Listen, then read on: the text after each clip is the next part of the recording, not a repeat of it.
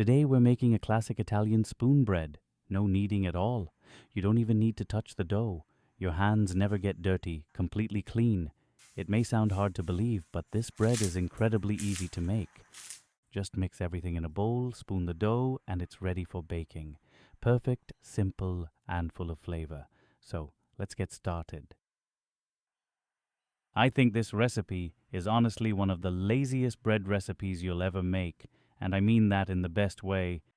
There's no kneading at all, not even stretch and fold. You don't touch the dough, and your hands never get dirty. Today, I'm using 960 grams of bread flour, which is about 33.85 ounces. Bread flour is the best choice here. It gives better structure and a nicer crumb. But if you don't have bread flour, don't worry. All-purpose flour works too. Once the flour is weighed, just keep it aside for a moment. Now let's weigh the water. Today I'm using normal tap water straight from the tap. Because I'm using instant dry yeast, there's no need to activate the yeast separately.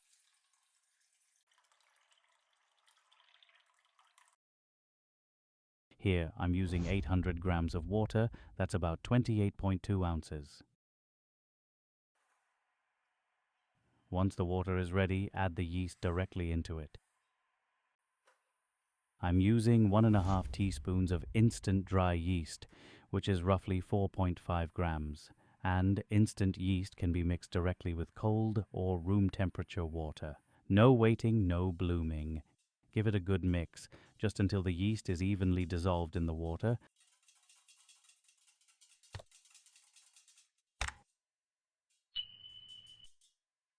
And now I'm adding extra virgin olive oil. This step is optional, but I highly recommend it. Olive oil adds a subtle fruity aroma and a depth of flavor that plain water-based dough just can't give. Once the oil goes in, give everything another good mix.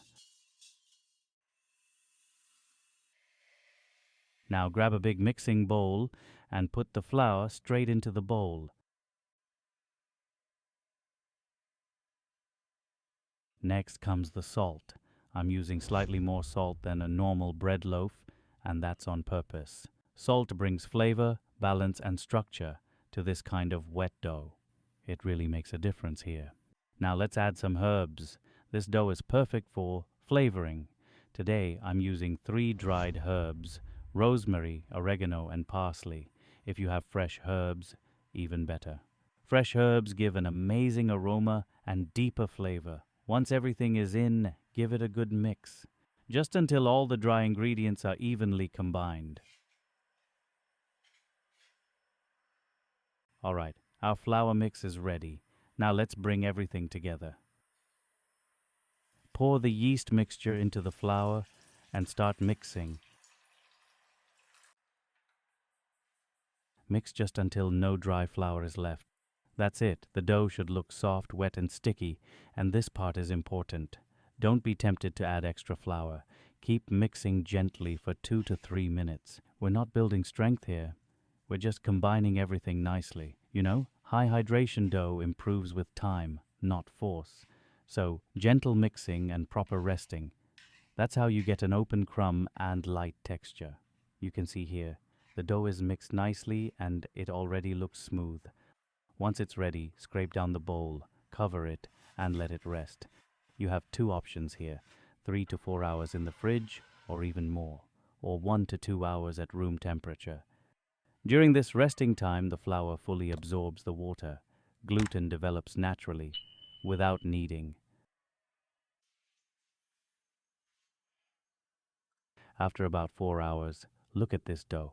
So soft, so jiggly. When you gently shake the bowl, it wobbles like jelly. The dough looks fully hydrated and ready. Now let's transfer it to the work surface. Before transferring, dust the table generously with flour. This dough is very sticky, and flour will make it much easier to handle. Carefully transfer the dough onto the floured surface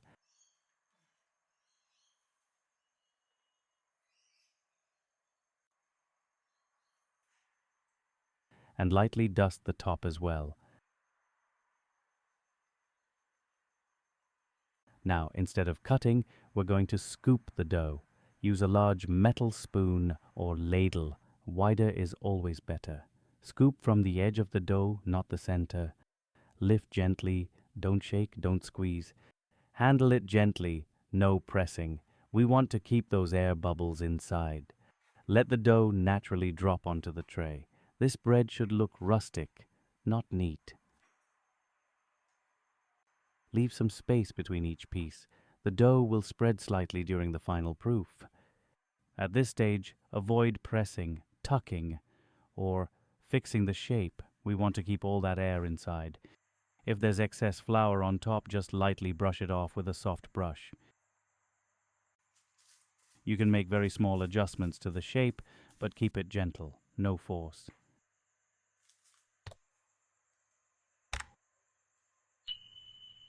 Cover the dough and let it rest for 20 to 30 minutes at room temperature. While the dough is resting, make sure your oven is preheating to 230 degrees Celsius, about 450 degrees Fahrenheit.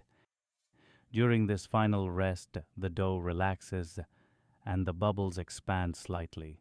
The dough should look slightly puffed, soft, and jiggly, not spreading flat. If you wait too long, the dough can overproof and collapse.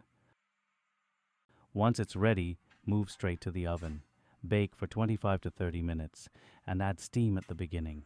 Steam helps the dough expand fully and creates a light, crisp crust.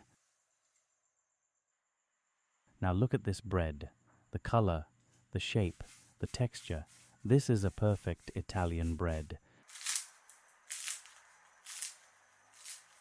Made without kneading and without stretch and fold. So simple, so satisfying. If you want to remember this recipe, just keep these 4 rules in mind. First one, use a high hydration dough. That's the secret to open crumb. Second one, let the dough rest properly. During resting, water fully hydrates the flour and gluten forms on its own without kneading. Third one, avoid pressing, tucking, or fixing the shape. Gentle handling keeps the bread light and airy. And fourth, always use steam at the start. It helps the bread rise better and gives you that beautiful crust. If you follow these steps, you can make perfect Italian bread at home without kneading and without stretch and fold. So how is this recipe? Did you like it? If yes, give it a thumbs up. And share it with someone who always wants to make bread at home without kneading. And don't forget to subscribe for more easy and delicious recipes. Until then, enjoy.